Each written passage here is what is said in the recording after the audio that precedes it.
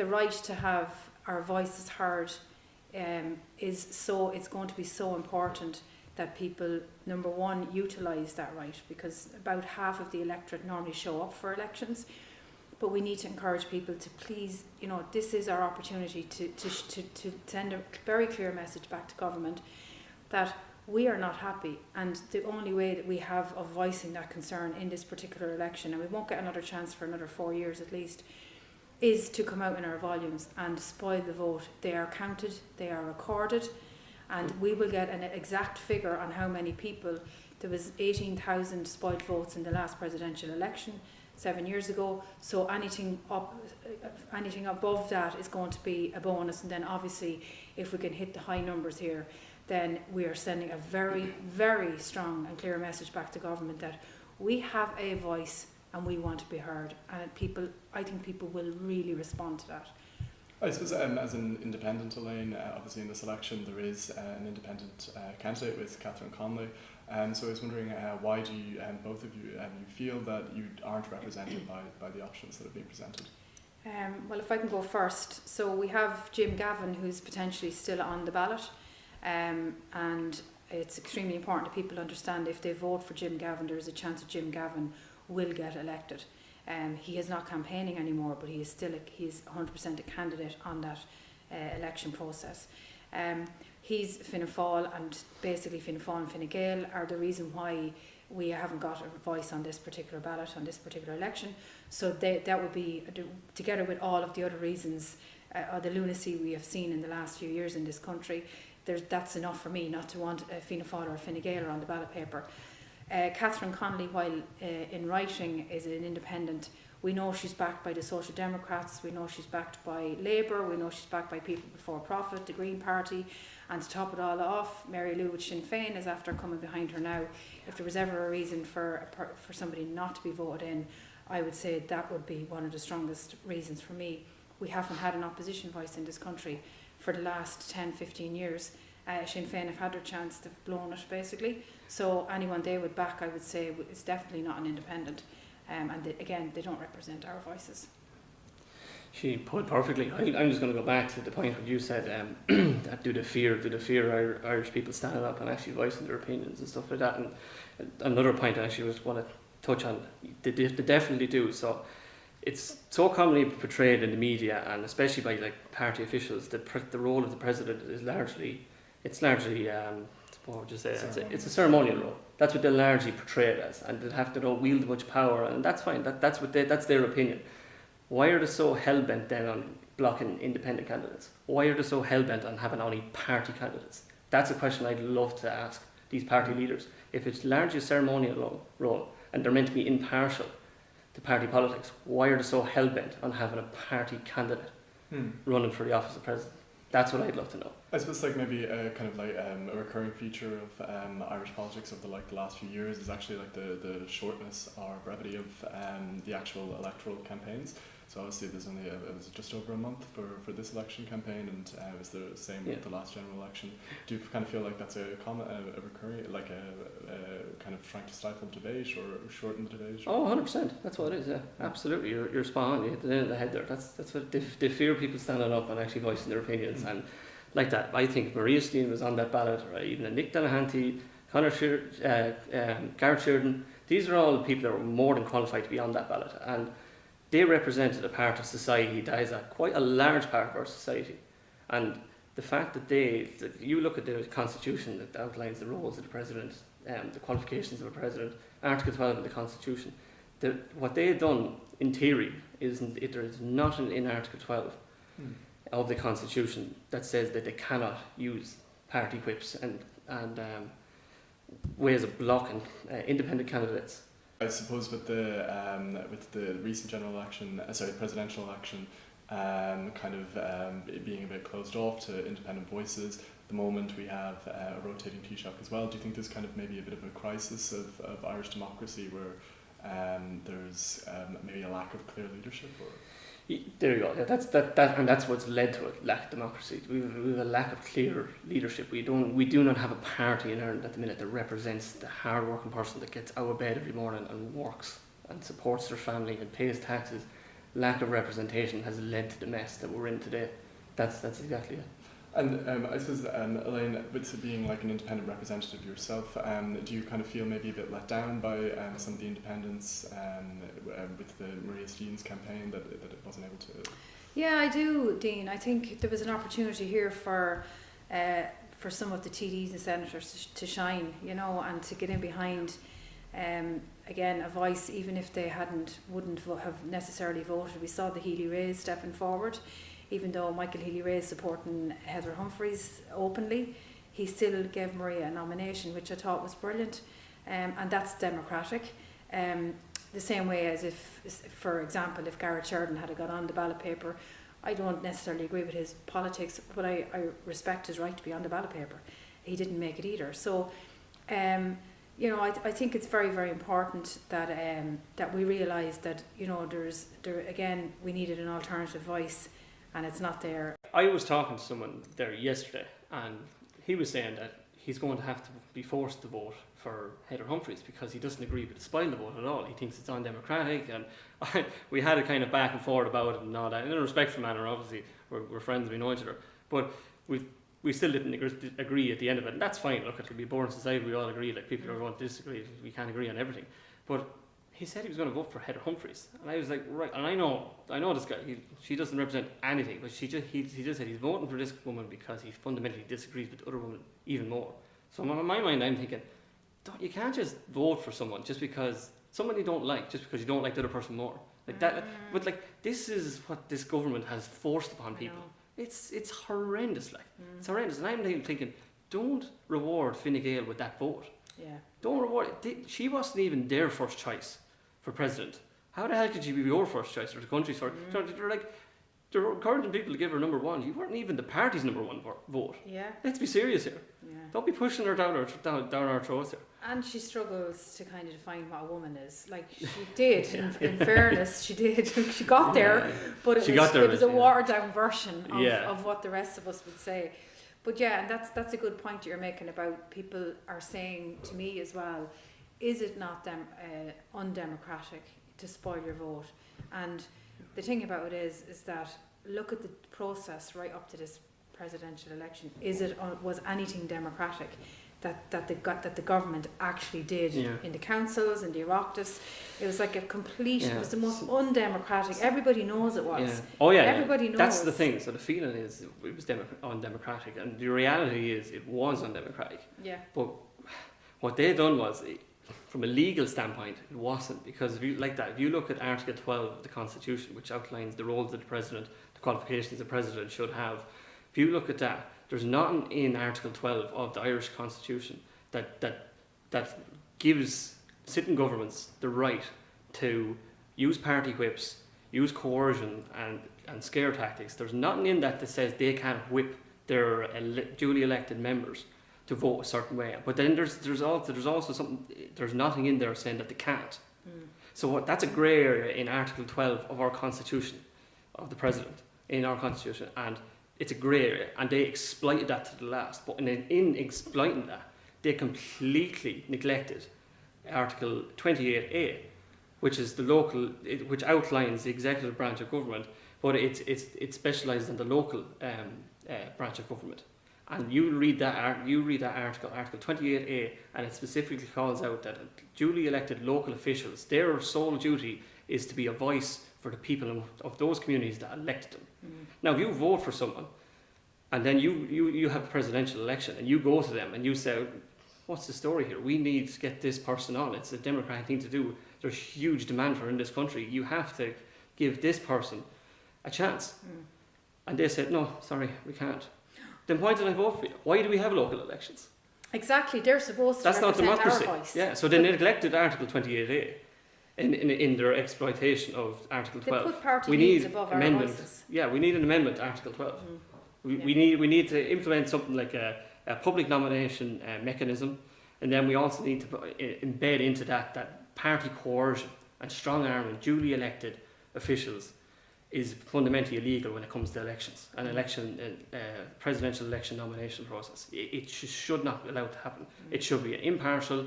You're choosing the first person of the country. It should be completely, party politics should be aside. Let the people of Ireland vote who they want as their head of state. They need transparency to that also, of course, but there is amendments that we can do there in Article 12. And that's where we're going to be leading to after this election. We're hoping for a big spy vote campaign, and hopefully that's a watershed moment.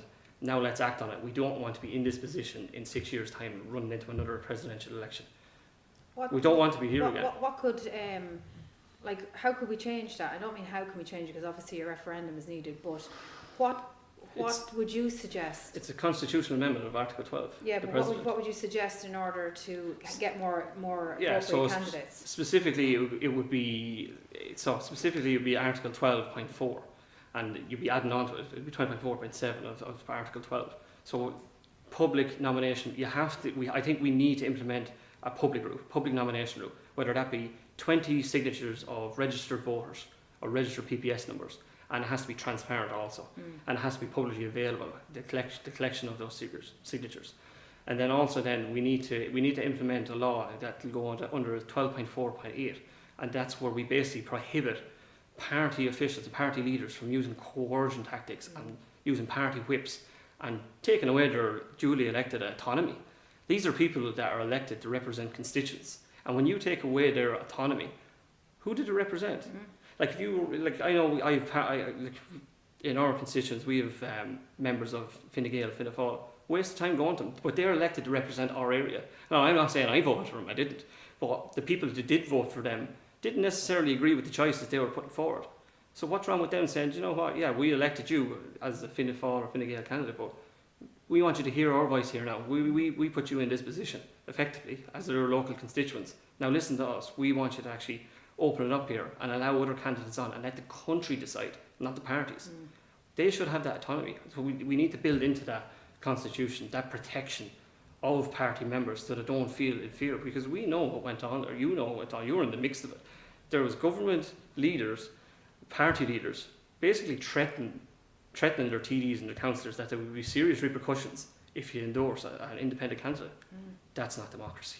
They need to be protected by Article 12 in our constitution. We need to open up a public nomination route, and we also need to bolster in that constitution that TDs and local councillors have the autonomy and they're legally protected. That if they feel that someone's more than qualified and is a good representation and will be an excellent head of state, they have the power and they have the right to endorse that person. I would agree, because a lot of people wrote to their county councillors and said, we want you to nominate an independent. They named who they wanted them to nominate, but their hands were tied. They were told to orders down, and it was a case of, no, we're not doing that, we're not listening to you. And exactly like you say. And Article 12, it states the people. The people choose the president. The people elect the president. Well, we were on this particular... We didn't get that chance this time around. Definitely. And that's the problem. And this is why it's such a watershed moment. A lot of people who have been fed up over the last few number of years of what's going on in this country and the rotating Taoiseach, it's farcical. It's farcical. Two parties that fundamentally disagreed all along are now in bed together, and there's just no breaking them up. I don't know what we're going to do. Look, hopefully I think things are changing. I think people are waking up, but this is going to be a watershed moment for them. Definitely. And I think they've made a huge mistake here, and they know they have. I think it's there to see. They know they have. And look, Jim Gavin, Fianna Fáil are in serious trouble.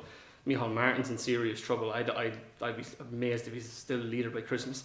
He shouldn't be. I can't believe he's still leader today. They were locked into a room for 5 hours last night, and he's like Lazarus. But when it comes to trust in his judgment as a leader, how many failures do you need? Like, if these people, these party leaders, you have your Simon Harrises, your Helen McEntees, you have your Micheál Martins, if they were working for private companies, if they were in the private sector, they were accountable.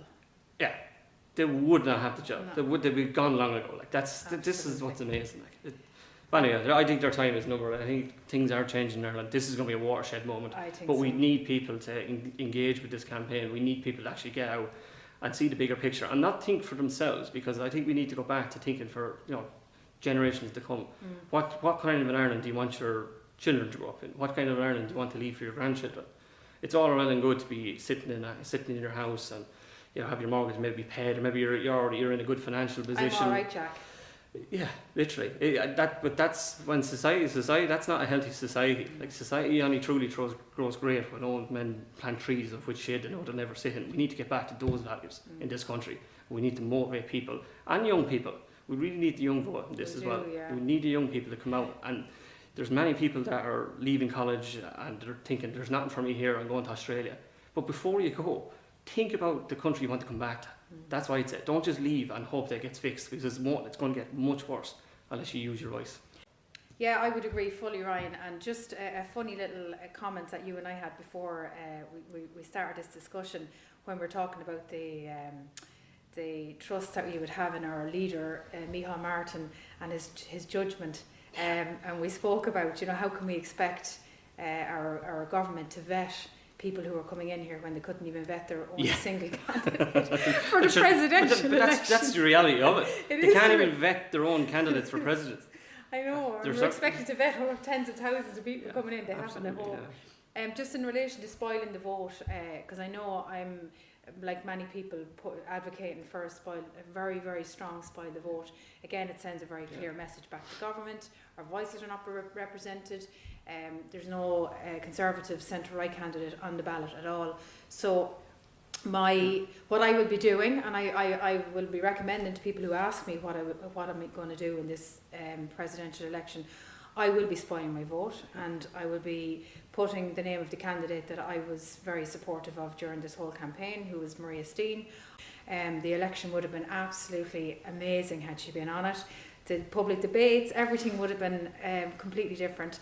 So I will be showing up. I'll write her name across the top of the ballot, and I will put no other marking on that ballot paper. So the three people's names, there's a box beside them, no marks, nothing on the ballot. Don't go near those boxes. Don't go near those names. Don't go near those boxes, because they will fight over that. They'll try and scrape every vote they can together, because I think the spoil vote's going to be massive. I think so too. Yeah, it's going to be huge. A huge turning point. Yeah. And I think people like us, we're trusted in our communities and we're respected because we've earned that respect. We've been trustworthy, and people will resonate with what we're doing and what we're saying. And I think that will hopefully encourage a lot more people. But there is going to be a really, really strong, massive turnout towards spoiling the vote in this election. Yeah, there is, 100%. Yeah, absolutely. Because it comes back, whether we're right side, wrong side, I think we're right side.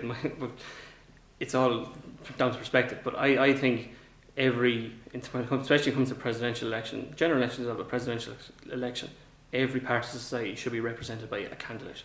Whether you're left-leaning, right-leaning, centrist, doesn't matter. Every portion of society has the right to be represented by a candidate. And I seen this online, going down through comments on what I put up. There was one person saying, how dare he say Catherine Connolly is not fit to be president, she represents the best of us. And I was going to comment back, but then I was like, no, I said to myself, I'm not going to get into internet spats with people. I'm just not interested in that. I have no interest. But what I would have loved to say to that person is, I'm actually happy for you. Fair play to you. You clearly feel represented by one of the candidates on that ballot, as you should. But what I'm saying is, the problem is there's a large cohort of our society, I would say even more so, that are not represented by anyone. That's wrong. You have to see this side of the argument here. You're clearly represented on that side, but it's completely undemocratic that the people that are maybe on the touch of the Conservative side, they're not represented at all. At all. Doesn't exist. And that's not a democratic election. No, absolutely. Let the people decide. Let us the people, decide. not one half society. Let all of society come together, have it out, have an open debate and decide who And wins. what better way for them to win? What better way for either Catherine Connolly or if Jim Gavin had stayed in, or if Heather Humphreys, what better way for them to see the country wants this? What you'd end up with, Elaine, is a president with a mandate then. Yeah. A president with a mandate. Yeah. The next president will have zero mandate. Yeah. Zero mandate. Zero. Because all of the society is not represented. No. So that's not a mandate in my opinion. People will resent that. Oh, they will, yeah. That's it. Regardless, people are angry, they're frustrated, they're unheard. This is even more reinforcement of what we thought. I thought we were living in a very undemocratic state. Now I know we are. Yeah. So it's reinforced to a certain degree. I'm actually happy the government showed their hand to everybody.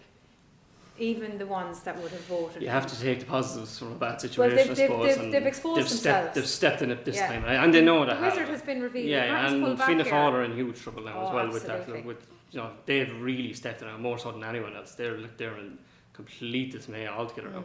So they're going to be their own demise in the end, whether they know it or not. But Hopefully. I think they do. Hopefully. Yeah. Hopefully.